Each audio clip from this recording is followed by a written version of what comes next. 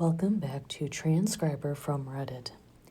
Today I will be reading from Tia Levings' website, Parenting Things My Gothard Fundy Mentors Said I Could Skip to Have a Quiverful.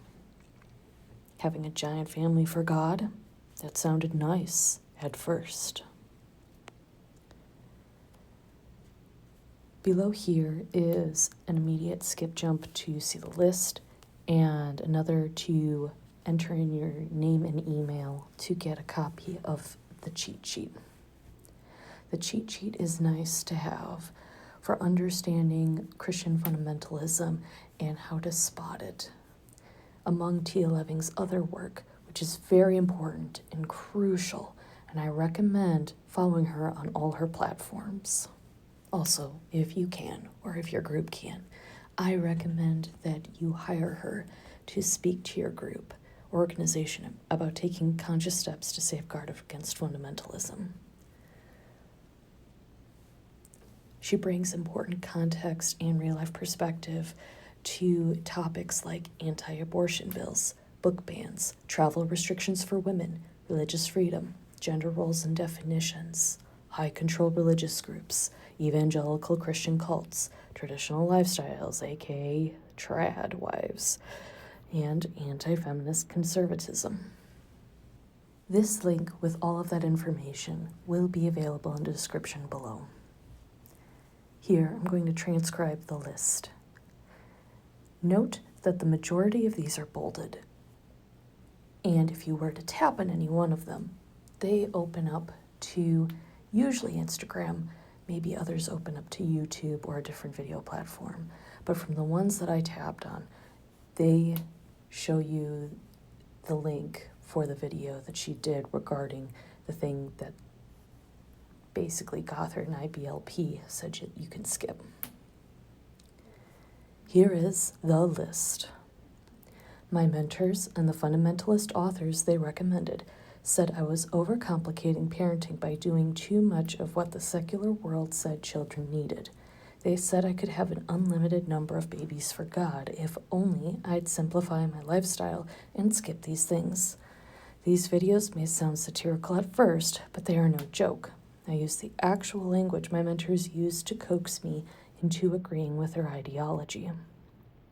A mortgage, a second income, academics, advocating for my child's needs, art, autonomy, baby food, college, consent, contraception, critical thinking, dentists, diversity, education for girls, friends, government assistance, gynecologists, haircuts, holidays, mandatory reporters, medical appointments and well care, medication, my extended family, neighbors, pants, personal items unique to each child, playdates, prenatal care, privacy, rest, science, separate bedrooms, shopping, sleepless nights, snacks, socialization, teenagers, therapy, toys, vacations, vaccines, voting. As survivors of high-control religion and church-sanctioned domestic abuse share their stories, this list grows.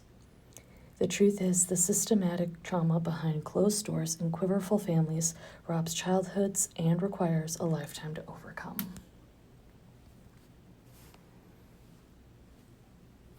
I know my family was IBLP adjacent. That's why many of these stand out to me. Especially things like therapy and medical appointments. Well, at least for those of us who could skip them until they were mandated by the school that we had to have them. And also, advocation. Why advocate for a child's needs? They're supposed to obey you without question and without fail. That's horribly abusive to children. And if you see any parents that seem to be engaging in any of these, please consider keeping your eyes open and watching for any signs of abuse that you can report to CPS. especially when you are a mandated reporter. Thank you for watching/listening, and I will see you in the next video.